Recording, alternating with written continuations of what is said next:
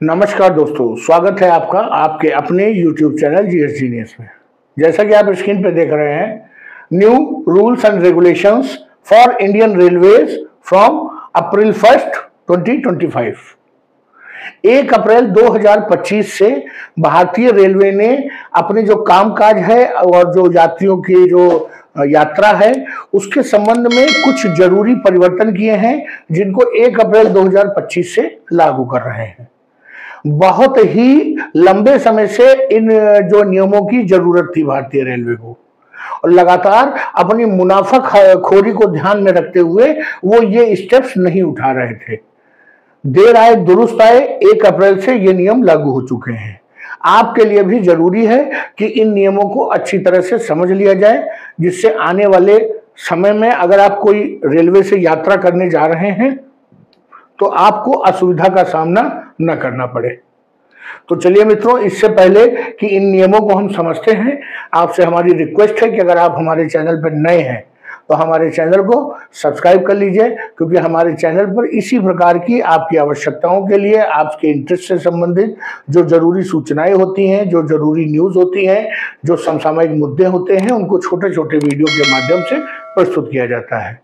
हमारी आपसे एक रिक्वेस्ट और है कि अगर आप इस थंबनेल को देखकर, हमारे टाइटल को देखकर आपने वीडियो में इंटर किया है तो वीडियो को अंत तक देखिए, जिससे आपको सारी जानकारी मिल सके। तो चलिए मित्रों, जो भारतीय रेलवे ने है उसने अपने कुछ नियमों में बहुत मेजर बदलाव किए हैं, जो बहुत ही जरूरी और बहुत ही आवश्यक बदलाव 1 अप्रैल 2025 से लागू हो गए हैं। और इनका जो पर्पस है वो है यात्रियों की सुरक्षा और उनका जो आराम है, उनकी जो सुविधा है, उसको ध्यान में रखते हुए इसको लागू किया गया है।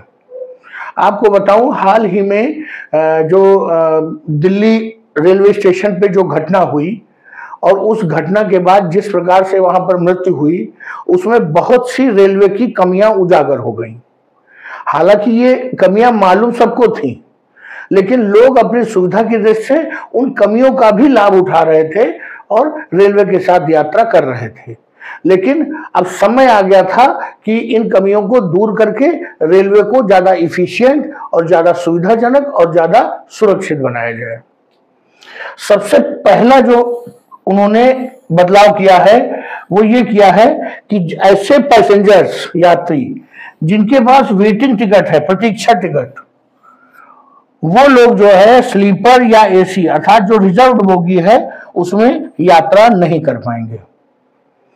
अभी तक होता क्या था मित्रों कि एक कोच में अगर स्लीपर है तो 72, 74, 80 लोग बैठने की व्यवस्था होती है, लगभग इसी के आसपास एसी कोच में भी बैठने की व्यवस्था होती है। और एक कोच में 72 या 80 लोग न सवारी करके उसमें 380 लोग एक कोच में घुसे रहते हैं, और जब उनकी टिकट चेकिंग होती है तो उनके पास वेटिंग का टिकट निकलता है। स्लीपर की स्थिति तो और खराब है, आमने सामने 6 सीटें होती हैं और एक सीट नीचे जमीन में भी होती है। कोई भी व्यक्ति जिसके पास वेटिंग का टिकट है वो नीचे अखबार बिछाता है, चादर बिछाता है, आराम से पूरी रात सोते हुए जाता है। होता क्या था कि जब ओवर क्राउड हो जाता है तो सुरक्षा एक बहुत बड़ा जो है खतरा बन जाता है। कौन व्यक्ति कैसे बैठा है, कहां पर उतरेगा, ये डर हमेशा बना रहता है, और इसी में लोगों के जो वैल्यूएबल्स हैं, जरूरी बैग हैं, पर्स हैं, ये सब चोरी हो जाते थे। रेलवे इसको बंद क्यों नहीं कर रहा था? क्योंकि आप समझ सकते हैं कि जो व्यक्ति सीट पे बैठ के जा रहा है वो भी उतना पैसा दे रहा है, जो जमीन पे लेट के जा रहा है वो भी उतना पैसा दे रहा है, जो अपने ब्रीफकेस पे बैठा हुआ है वो भी उतना पैसा दे रहा है, और जो खड़ा हुआ है केवल वो भी उतना ही पैसा दे रहा है। रेलवे की हर तरफ से कमाई हो रही थी। लेकिन धीरे धीरे ये सब आलोचना जो है इन सब चीजों की अब समाज में होने लगी थी। अब जो नए नियम है उसमें यह कहा जा रहा है कि यात्री जिनके पास वेटिंग का टिकट है वो जनरल क्लास में ही जो है यात्रा करेंगे, और नहीं अगर करना है उनको जनरल में यात्रा तो अपना फुल रिफंड वापस ले लीजिए, क्योंकि उनका टिकट क्लियर नहीं हो पाया है। अगर जनरल का टिकट है हमारे पास तो रेलवे का चार्ट बनने से पहले आप जान लीजिए रेलवे के चार्ट जब बनेगा तो आपकी सीट कंफर्म हुई या नहीं हुई। अगर आपकी सीट कंफर्म नहीं हुई है तो आप तुरंत टिकट को कैंसिल करा के अपना पूरा रिफंड ले लीजिए और बाकी आप जिस रास्ते से जाना चाहें उससे जाएं, अन्यथा अपनी यात्रा को पोस्टपोन कर दीजिए। लेकिन गलती से भी जो रिजर्व्ड बोगी है, जो कोच है, उसमें इंटर मत करिए, नहीं तो बहुत भारी जुर्माना आपको अदा करना पड़ेगा। या तो टीटी, अगर एसी कोच में आप बैठे हुए हैं बिना क्लियर टिकट के तो 400 रुपए का जुर्माना, अगर स्लीपर है तो 250 रुपए का जुर्माना, और जहां से ट्रेन बनी है अर्थात जो पहला स्टेशन था वहां से लेकर जहां तक आप पकड़े गए हैं वहां तक का पूरा किराया भी आपसे वसूल किया जाएगा। और ऐसा नहीं है कि किराया वसूल और फाइन लेने के बाद आपको बैठने दिया जाएगा, आपको तुरंत जो है ट्रेन से उतार भी दिया जाएगा। अगर टीटी को लगता है कि कोई गलती से चढ़ गया, किसी की ट्रेन छूट रही थी और जनरल बोगी में भीड़ बहुत थी, वो घुस नहीं पाया और गलती से मजबूरीवश उसको जो भी बोगी सामने मिली उसमें घुस गया, तो उस परिस्थिति में टीटी चाहे तो अगले स्टेशन पे उस व्यक्ति को जनरल कोच में भेज सकता है, अर्थात उससे जुर्माना माफ कर देंगे और उसको ये सब जो है फाइन नहीं लगेगा। टीटी ये भी कर सकते हैं, लेकिन ये साबित हो कि हाँ वास्तव में वो व्यक्ति इनोसेंट है और मजबूरी में उसको दूसरे कोच में घुसना पड़ गया। अभी तक जो नियम था वो ये था कि जिन लोगों के पास IRCTC से जो लोग अपना ऑनलाइन टिकट लेते थे, अगर उनका वेटिंग का टिकट होता था और क्लियर नहीं होता था तो वो तत्काल कैंसिल हो जाता था। ऐसे व्यक्ति कोई यात्रा नहीं कर सकते थे, जनरल में भी नहीं कर सकते। क्यों? क्योंकि वो बिना टिकट है। लेकिन जो लोग रेलवे के काउंटर से अपना रिजर्वेशन कराते थे और उसके बाद उनको वेटिंग टिकट मिलता था, वो लोग सीना चौड़ा करके स्लीपर या एसी बोगी में बैठ जाते थे। जिनकी सीट कंफर्म है उनकी सीट पे बैठ जाते थे। उनकी सीट पे जब वो कहते थे रात में सोने का समय हो गया तो उठते नहीं थे, लगातार लड़ाई झगड़े होते थे। इसके कारण क्यों? क्योंकि उन्होंने रेलवे के काउंटर से टिकट खरीदा है और उसमें वेटिंग लिखा हुआ है। कहने का तात्पर्य है कि अगर कोई टिकट सीट छोड़ेगा तो हम यहाँ मौजूद हैं, हमें टिकट दे दीजिएगा। अगर हम जनरल में चले जाएंगे तो हमको कैसे मालूम चलेगा कि कोई सीट खाली हुई है या नहीं। इसलिए वो लोग वहीं पे अपने अधिकार पूर्वक डटे रहते थे। इसके कारण कोचेज में ओवर क्राउडिंग होती थी। ओवर क्राउड होने से जो जिनका कंफर्म टिकट होता था उनको बहुत असुविधा होती थी। लेकिन और उनके लिए अपनी सीट पर बैठ पाना या सो पाना ये बहुत ही कठिन हो जाता था। लगातार वहां डिस्प्यूट्स होते थे, मारपीट होती थी, लड़ाई झगड़ा होता था, पुलिस को बुलाया जाता था। ये सारी चीजें होती थी। अगर आपको विश्वास न हो तो सोशल मीडिया पे हजारों की संख्या में ऐसे वीडियो पड़े हुए हैं। इसके अलावा एक बदलाव और किया है रेलवे ने कि अभी तक जो रिजर्वेशन का टिकट था वो 120 दिन पहले बुक किया जाता था, अब उसको घटाकर 60 दिन कर दिया गया है।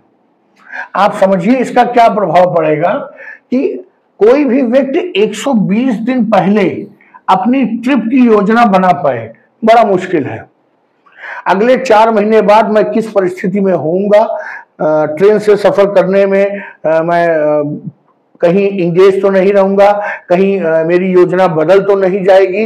इन सब चीजों को लेकर के आदमी कंफर्म नहीं हो पाता था। 120 दिन पहले तो नहीं हो सकता है। हाँ, उसको 2 महीने जब घटा दिया जाएगा तो आदमी को कुछ सुविधा होगी और आने वाले 2 महीने बाद जब उसको यात्रा करनी है तो उसका वो प्लान कर सकता है और इस बात का आकलन कर सकता है कि जिस तारीख को वो टिकट ले रहा है वो उसके लिए यात्रा के लिए सुविधाजनक है कि नहीं। तो 120 दिन से 60 दिन कर देने से स्वाभाविक रूप से लोगों को अपनी यात्रा की, अपनी ट्रिप की जो प्लान बनाने में जो है आसानी होगी। अब इसके अलावा एक जो और जरूरी कदम उठाया है वो रेलवे ने अपनी इज्जत बचाने के लिए उठाया है। उन्होंने क्या है कि IRCTC की वेबसाइट या ऐप से जो भी टिकट बुक किया जाएगा उसके लिए एक ओटीपी बेस्ड वेरिफिकेशन जरूर आएगा मोबाइल पे। होता क्या था कि अभी तक जो आईआरसीटीसी के जो बड़े बड़े साइबर कैफे और बड़े बड़े एजेंट्स हैं, वो लोग एडवांस में ही 10-10, 20-20 टिकट निकाल कर रख लेते थे अलग अलग नामों से, और उसके बाद उनको ऊंचे ऊंचे दामों पे सेल करते थे। दूसरा तरीका था कि आपने उनसे संपर्क कर लिया, उनको पेमेंट कर दिया, उनको अतिरिक्त पेमेंट कर दिया। उनके पास ऐसी ऐसी वेबसाइट्स और ऐसे ऐसे ऐप थे जिनके माध्यम से एक सामान्य व्यक्ति जो आईआरसीटीसी का टिकट बुक करता है वो उसी मिनट में अप्लाई करता है और उसका जो एप्लीकेशन है वो रिजेक्ट हो जाती है। यहां तक कि रेलवे के काउंटर से भी टिकट नहीं बुक हो पाता है और आईआरसीटीसी के एजेंट बुक कर लेते हैं, और उसके लिए वो हैवी चार्जेस लेते हैं। अब जब ये ओटीपी बेस्ड वेरिफिकेशन आएगा तो स्वाभाविक रूप से इस प्रकार की धोखाधड़ी और जो फ्रॉड है उस पर लगाम लगेगी, और जो ऑथेंटिक पैसेंजर्स हैं वही टिकट को जो है समय से बुक कर पाएंगे, और टिकटों की जो ब्लैक मार्केटिंग है उस पर रोक लगेगी। तो मित्रों, ये थी रेलवे की नई जो नियम बदले हैं उसके बारे में। अगर आप भी आने वाले समय में आपके पास कोई वेटिंग का टिकट है तो या तो उसको कंफर्म हो जाए तब आप यात्रा करिए, अन्यथा अपना विचार बदल दीजिए और जब आपको कंफर्म टिकट मिले तभी उससे यात्रा कीजिए। तो चलिए मित्रों, वीडियो को यहीं समाप्त करते हैं। आपके जानकारी में अगर कुछ वृद्धि हुई हो, आपको लगा हो कि मेरा प्रयास आपके लिए कुछ फायदेमंद है, तो वीडियो को लाइक करिए, चैनल को सब्सक्राइब करिए। धन्यवाद।